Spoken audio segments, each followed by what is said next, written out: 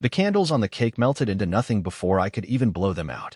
She was standing in the doorway, arms crossed, eyes sharp like she was guarding something more than just a mood.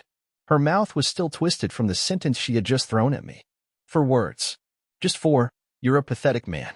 That was her gift. I didn't say anything. I just sat there, one fork stabbed into a slice of cheap store-bought chocolate cake I picked up for myself when I realized she hadn't planned anything. Not a balloon, not a stupid card, not even a passive happy birthday. Just silence all morning. And now contempt.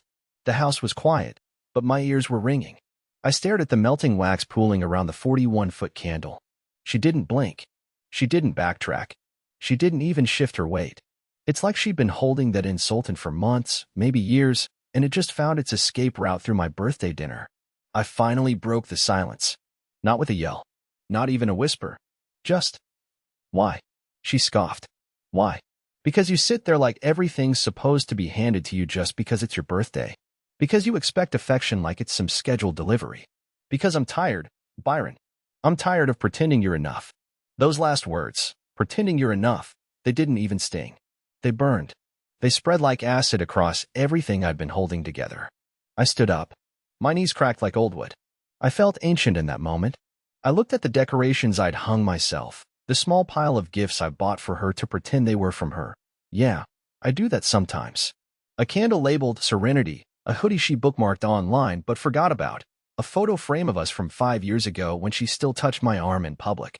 She didn't say a word as I walked into the hallway and pulled the drawer open. Not the one with my socks.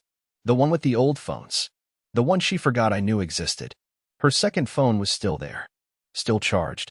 Still vibrating. The name that flashed across the screen wasn't mine. It wasn't even a coworker's. It was saved as Commander Smirking Face.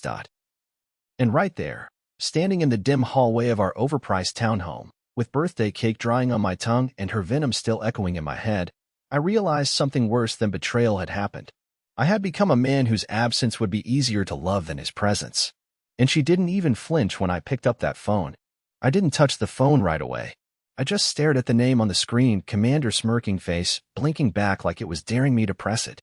My hands were shaking, not out of rage but out of this weird, disoriented sorrow, like I had just discovered my life was actually someone else's and I'd been acting in a movie I didn't audition for.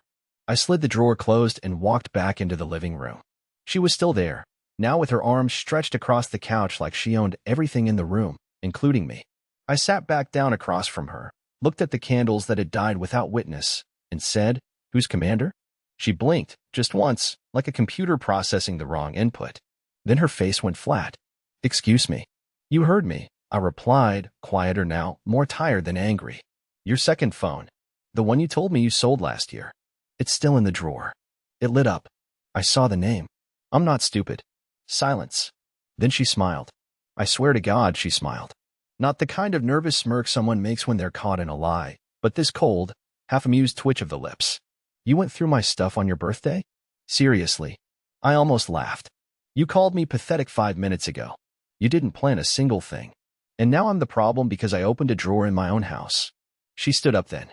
Real slow. Like a villain in a movie who knows they're untouchable. "You want the truth, Byron? Fine. Commander is someone who actually makes me feel alive. Who doesn't whine when he has to park a little farther from the store. Who doesn't spend every day acting like love is earned by folding towels the right way. He's someone who makes me feel like a woman. You? You make me feel like a babysitter." It was like she was slicing me open and measuring how much I could bleed before passing out. I felt my throat close up. Not from tears, not yet, but from pure disbelief. I mean, yeah, I'd suspected something had changed. She'd been pulling away emotionally, always too tired, always laughing at texts she never explained. But to hear her say it out loud, on my birthday, standing right next to the cake I bought for myself? I whispered, "How long?" She shrugged. "Does it matter? Are you going to finally grow a spine and leave me? Or are we doing the usual sob story routine where you cry and I sleep on the couch?" I didn't answer. I got up, walked into the kitchen. My legs felt heavy like they were underwater. I didn't know what I was looking for, maybe just space. Maybe air that didn't have her perfume in it. I leaned over the sink and stared at the dirty dishes I hadn't had time to wash because I spent all day setting up that ridiculous dinner. The same dinner she called forced. Behind me, I heard the buzz again. Her phone. The secret one. still vibrating. She hadn't even bothered to mute it. I walked back. She was scrolling through her main phone now, pretending to be unbothered, like none of this was real. I reached into the drawer again, took out the burner phone, and held it up. Let's ask Commander how real this is. She shot up like lightning, grabbed at my wrist, her face suddenly pale. Give it back. That was the first time she looked scared. You're not calling him, she snapped, voice trembling now. I don't need to, I said. He already called you. 5 times in the last hour. Then I did the one thing I knew she never thought I would. I answered. What I heard on the other end made my stomach twist. And what he said next made me question whether she had already planned something much worse than cheating. The line was silent for half a second before a man's voice came through. Calm, low, too relaxed for someone who just had his call picked up by the husband. Hey babe, took you long enough, he said, followed by a short chuckle, like this was all some inside joke. My blood went cold, but I didn't speak. I just held the phone close and stared at Dana, who suddenly looked like she was standing in fire. There was a pause on his end. He must have sensed something was off. Hello, he said again, this time sharper, more alert. I finally spoke. She's not available right now. But I am. Dead silence. Then, instead of panic or apology or even surprise, he laughed again, just a little. Oh, he said, almost mockingly. So, the husband finally grew a pair. Dana lunged forward to grab the phone, but I stepped back. Who are you? I asked him, my voice tight, trembling more from shock than anger. How long has this been going on? He sighed, like he was being inconvenienced by my feelings. Man, if you need a calendar to keep track of how long your wife's been checked out of your marriage, that's not my fault. I swear I almost dropped the phone. Not because he was wrong, but because he was comfortable being right. Like he had claimed space in my life without even asking permission. I should let you two talk, he added. But maybe you should ask her about last November. That's when things really got interesting. Click. He hung up. I just stood there, phone in my hand, brain trying to rewind the last 10 minutes like I could somehow redo them. Dana said nothing. She didn't try to explain. She didn't cry. She just crossed her arms and leaned against the wall like we were in some courtroom where I was being judged for finding out. What happened in November? I asked. She didn't flinch. You already know, Byron. You just didn't want to admit it. I racked my memory. November. That was when she'd gone to that marketing retreat out in Denver. 3 nights. She'd come back glowing. I remember because she didn't even bring me a souvenir, just stories I wasn't part of. That was also when she suddenly stopped letting me kiss her in the mornings. I had chalked it up to stress. I blamed everything on stress back then. Hers, mine, the marriage. Turns out, it wasn't stress. It was substitution. You slept with him then, I said quietly. She shrugged. I slept well for once. That's what you mean, right? The cruelty in her voice didn't even sound like her anymore. It sounded like someone who had decided I no longer had value, and the only thing left to do was strip the remaining dignity from me before walking away with her hands clean. I should have screamed. I should have smashed something. But all I did was ask, why didn't you just leave me? She laughed, actually laughed. Because you made it too easy to stay. You do the dishes. You fix the toilet. You pay the car insurance. You let me walk all over you. And you think that's love. That was the moment I realized she hadn't just stopped loving me. She had started resenting me for letting her. I sat back down on the couch, the air heavy, my chest full of a kind of silence I didn't know existed. She didn't move. She just stood there, waiting for me to implode. But instead, I looked at her and said something I didn't expect. I need you to leave. Tonight. Her eyes narrowed. Are you serious? I don't care if you go to a hotel, or to Commander's house, or sleep in your damn car. But this isn't your home anymore. She hesitated. This is my house too, Byron. No, it was ours. You turned it into something else. And I stood up again, this time taller, not because I felt strong, but because I was too shattered to stay seated. That night wasn't the end of anything.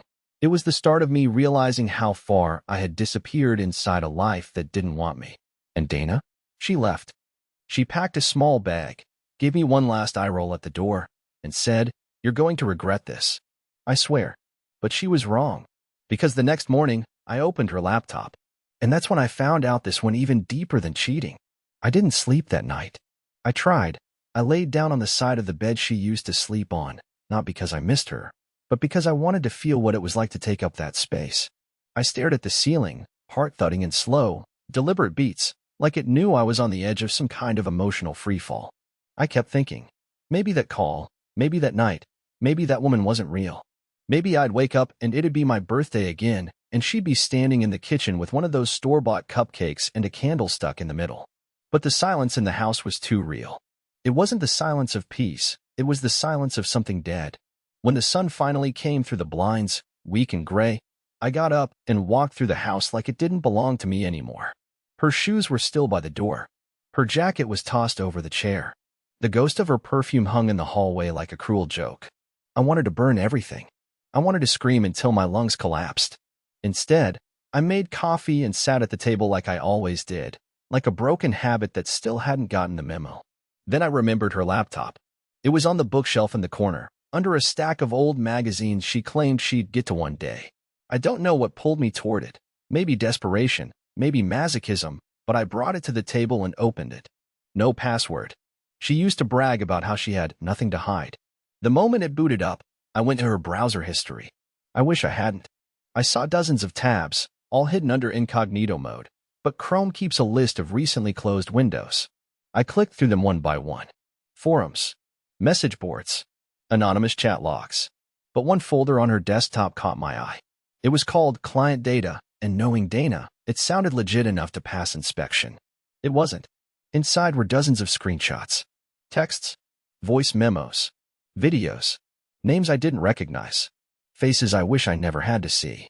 Some of the screenshots were of her conversations with the guy she called Commander, but others, they weren't romantic at all. They were targeted, cruel, like she was dissecting me in digital form. One screenshot was of a text she sent to someone named Saffron. He cried again today. Over something stupid. Honestly, I'm starting to think he just likes being pitted. Another one. He's the kind of man who folds your laundry and thinks that's foreplay. I could scream. And then, there was an audio message. She didn't know it was still on the device. Or maybe she didn't care. I clicked play. Her voice came through, bright and casual. Honestly, Colt, I'm gonna keep stringing him along until the end of the year. I need the tax refund, he's clueless. After that, I'm done. Maybe I'll even let him think it's his idea. I felt physically ill. I rushed to the sink and threw up, barely catching myself on the counter. That woman, the one I held when she cried over her dad's funeral, the one I carried into our first apartment when her heel broke on the stairs, had been planning my emotional execution like it was a strategy in some twisted game. It wasn't just betrayal. It was cruelty, premeditated and wrapped in a fake smile. I sat back down, hands still shaking, and stared at the screen. I didn't cry this time. I didn't have the energy. I started clicking, deeper and deeper. There were notes in a folder labeled Options, bullet points, timelines, pros and cons, pros of staying married until March, insurance coverage, tax benefits, access to business contacts, his cousin still has that client list, cons, must continue faking interest, risk of emotional breakdown, limited physical intimacy, he keeps asking. That's when it hit me. I wasn't even a person to her anymore. I was a plan, a strategy, a support system she could shut down once she upgraded. That night, I didn't confront her. I didn't call. I didn't scream. I backed up everything. I emailed copies to myself, 2 of my friends, and my lawyer cousin in Portland. I even printed the worst ones and put them in a manila envelope. And then I did something I never thought I had the nerve to do. I booked an appointment with a real estate agent. Told them I wanted the house listed by the end of the month. She didn't know it yet, but I was going to erase myself from her life so thoroughly, she'd think she hallucinated ever being married to me. And when she came back the next night, laughing on the phone with him right outside our door, I was ready. The moment her laughter echoed through the front door, I knew everything had changed, not for her, not yet, but for me. I stood there, dead still in the middle of the living room, holding the envelope like it was radioactive. I wasn't shaking anymore. I wasn't scared. I wasn't confused. I was just hollow, like someone who had already grieved the death of something no one else realized had died. The key turned in the lock. She came in, phone pressed to her ear, still giggling in that sharp, smug tone she saved for when she thought no one was listening. No, you're insane, she purred into the receiver. Honestly, if he cries again, I might record it and send it to you, just so you can see what I'm dealing with. She kicked the door shut behind her and finally looked up. That's when her face changed. Her smile dropped like a curtain. Her body stiffened.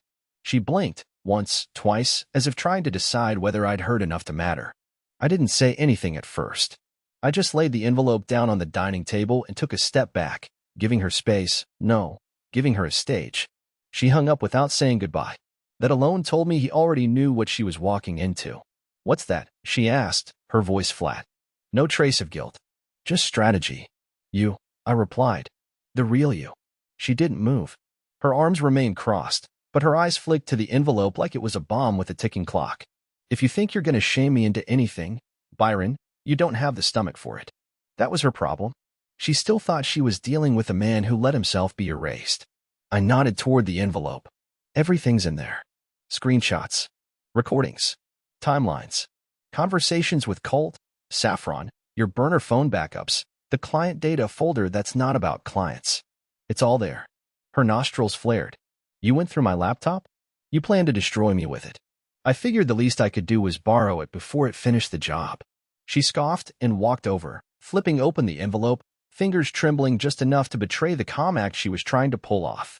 She scanned a few pages, and for the first time in weeks, I saw it, the tiniest crack in her face. Her confidence had a fracture now. She didn't say a word. "I sent copies to 4 people," I continued, voice steady. 2 friends, a lawyer, and 1 to myself from a separate email account just in case your commander thinks deleting my inbox is step 1 in your little exit plan. Dana looked up sharply. "You're being dramatic." I laughed. It came out dry, almost foreign, like my throat wasn't used to making that sound anymore. "You know what's dramatic? Pretending to love someone while counting down the days until their usefulness expires. That's dramatic." I was just in the wrong genre. She didn't deny it. She didn't even flinch. Instead, she went cold. "What do you want, Byron? Revenge? You want me to cry? You want to post this on Facebook so your cousins can comment heart emojis while you sob on a live stream?" I took a deep breath. "I want you out." "Out," she repeated, eyebrows raised like I just told her I owned the moon. "I'm selling the house. I already have a real estate agent. Your name's not on the deed, and your things are in the guest closet by tomorrow. If not, I'll donate them. Everything's legal. Everything's clean. You made it easy." For a second, I saw the fear return. Real fear. Not because she'd be homeless. No, she had her backup plan with the guy who probably couldn't spell commitment if it was tattooed on his chest, but because the man she thought was easy to control wasn't playing by her script anymore. "You can't do this without a fight," she hissed. "People will know. They'll ask questions." "Let them," I said. "Let them wonder why your birthday post disappeared. Let them ask why the woman who couldn't stop posting quotes about loyalty and strength suddenly vanished from my life like she was never here. And if anyone asks me directly, I'll hand them an envelope, just like this one." She stared at me like she didn't recognize who I was. I didn't either. And honestly, for the first time in a long time, that felt like a good thing. She stormed out without another word, slamming the door so hard the picture frame above the coat rack fell and cracked. I didn't pick it up. I didn't even look at it. Instead, I sat back down, closed my eyes, and waited to feel something: anger, sorrow, relief. But what I felt was something entirely different. I felt ready. Because the next step wasn't about Dana anymore. It was about reclaiming whatever pieces of myself she hadn't managed to rewrite. And I already knew exactly how to start. The morning after Dana stormed out, I walked through the house like I was trespassing. Every room still carried her fingerprint, but nothing felt alive anymore. Her favorite coffee mug sat in the sink, lipstick still smudged on the rim like a signature on a contract I didn't remember signing. A cardigan she always wore hung over the back of the kitchen chair like it was waiting for her shoulders to come home. But she wasn't coming back. Not really. Not in the way that counted. I knew her. She'd be back for damage control. Not to fix things, but to manipulate the aftermath, control the narrative, plant the right seeds, maybe even twist it into a story where I was the unstable one who snapped. So I moved fast. I spent that day closing accounts, changing passwords, canceling shared subscriptions, and calling the real estate agent to confirm the first viewing would be in less than 2 weeks. I took down the framed photos, boxed them up, and labeled them past. I didn't need them staring at me like memories I'd failed to protect. Around 4 p.m., I got a message from an unknown number. "We need to talk. I'm not letting you burn everything to the ground without a word. Dana." She couldn't even say hello. I didn't respond. I waited. 2 hours later, the doorbell rang. She showed up not in tears, not in shame, but dressed like she was walking into a boardroom, hair perfect, lips glossed, fake calm radiating off her like perfume. She stood on the porch like a stranger rehearsing a performance. I opened the door and stepped aside without saying anything. She walked in, scanning the room like she was assessing a battlefield. "So this is really what you're doing," she said as she moved past me. I didn't answer. I watched her eyes dart to the missing photo frames, the cleaned countertops, the empty spaces where her chaos used to live. "You know, you can't erase people by cleaning," she muttered, almost under her breath. I looked at her and said, "No, but I can remove their access." She sat down at the table and folded her hands like she was ready to negotiate. "So what's your endgame here, Byron? Embarrass me? Drag me through the mud? You think you're going to come out of this looking clean? You're going to look like a bitter ex-husband who couldn't handle a little distance." "A little distance?" I repeated, half laughing. "You were mocking me behind my back while sleeping with a guy whose contact name has an emoji. This isn't distance, Dana. It's demolition." She leaned forward, lowering her voice. "Do you really want to blow up both our lives? You're not built for revenge, Byron. You get heartburn when someone cuts you off in traffic." I looked at her straight in the eyes and said, "This isn't revenge. It's exit." She paused then. I saw it, the smallest flicker of something she hadn't expected, confusion. Maybe even fear. Not of me, but of losing the soft, predictable version of me she'd depended on for years. The man who folded towels exactly how she liked them. The man who apologized when she sighed. That man was gone. She pulled out her phone and set it on the table. "You sure you want this to get ugly?" "Because I still have a lot I could say." "I don't doubt that," I replied. "But I already have everything I need. And so does my lawyer." That's when her smile broke. Just slightly. She picked up her phone, stood up, and walked toward the door. Then she turned back. "You're going to regret letting go of someone who tolerated you at your lowest." That line stuck with me. Not because it was true, but because it was the last thread she had left to pull. I watched her walk to her car. As she backed out of the driveway, she didn't even look at the house. Not once. Just like someone closing the tab on a browser they never meant to return to. But I wasn't broken anymore. Just hollow. And being hollow isn't the same as being weak. It means there's space now. Space to rebuild. That night, I reopened the files I saved from her laptop. Not because I needed to torture myself again, but because I had one last thing to check. And what I found was her worst mistake yet. Not just an affair. Not just manipulation. It was something she had written, saved in a document deep inside a folder named Just in Case. And that file contained the reason I could never go back. I almost didn't open the file. After everything I'd seen, everything I'd heard, after the voice messages, the screenshots, the smirk she wore like war paint, I thought I was beyond being shocked. But something about that folder stopped me. It wasn't just the name, Just in Case. It was the way it was buried 3 layers deep, hidden behind work invoices and boring client spreadsheets. Like it was meant to be invisible. Meant to stay a secret even from her allies. I clicked it open, expecting more chat logs.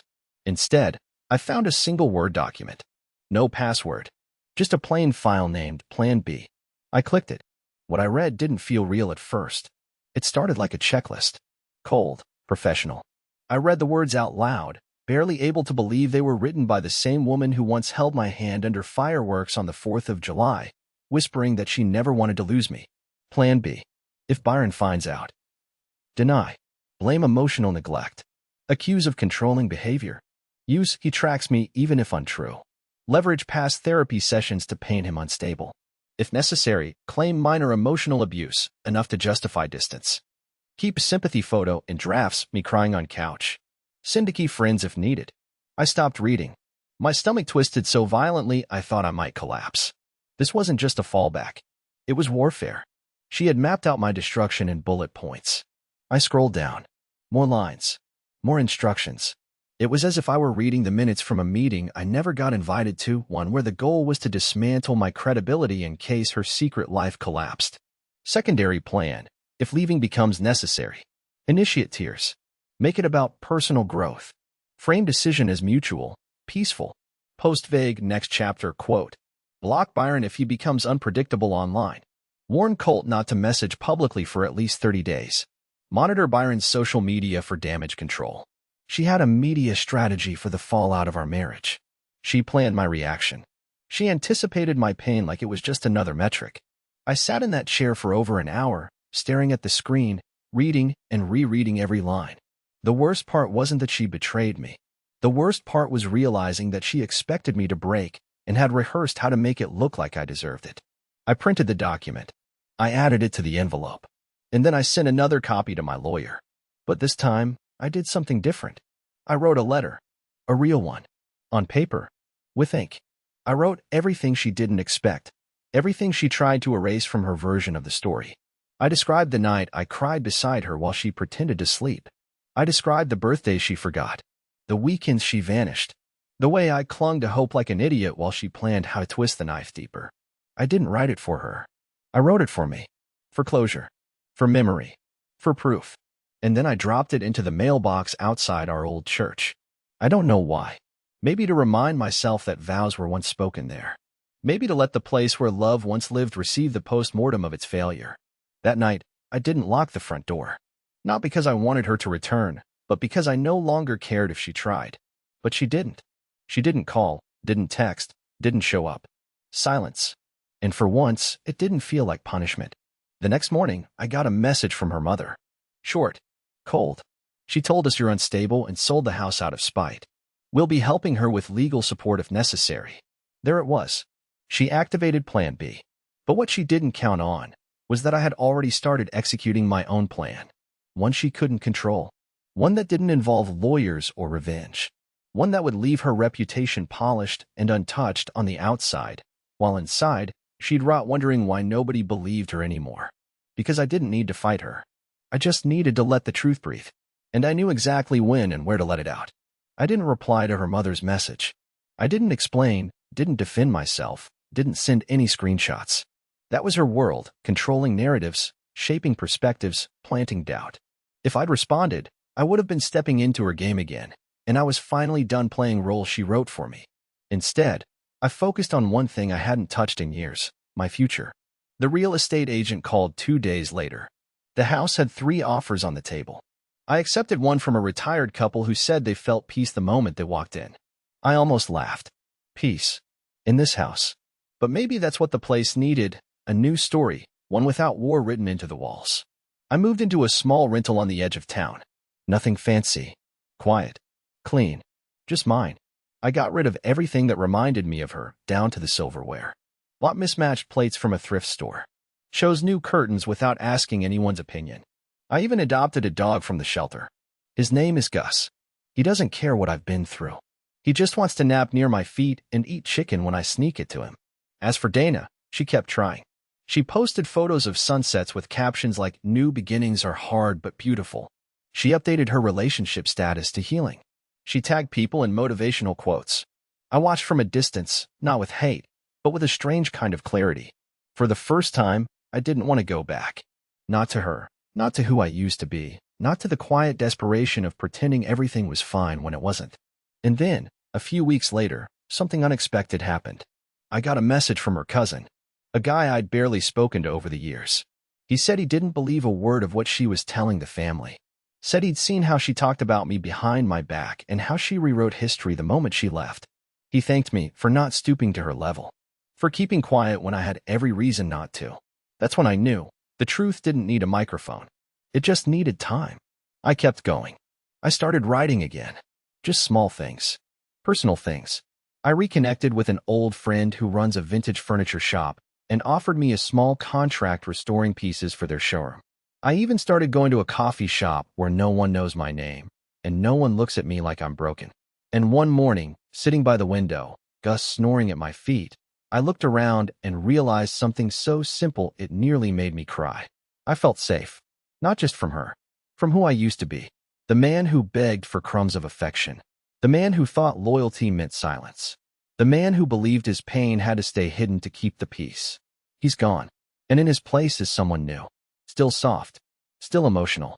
Still the kind of guy who folds towels neatly. But now, he knows his worth. And he doesn't wait for someone else to see it first. Dana may never regret what she did. But I don't need her to. Because the best revenge I'll ever get is that I'm finally free.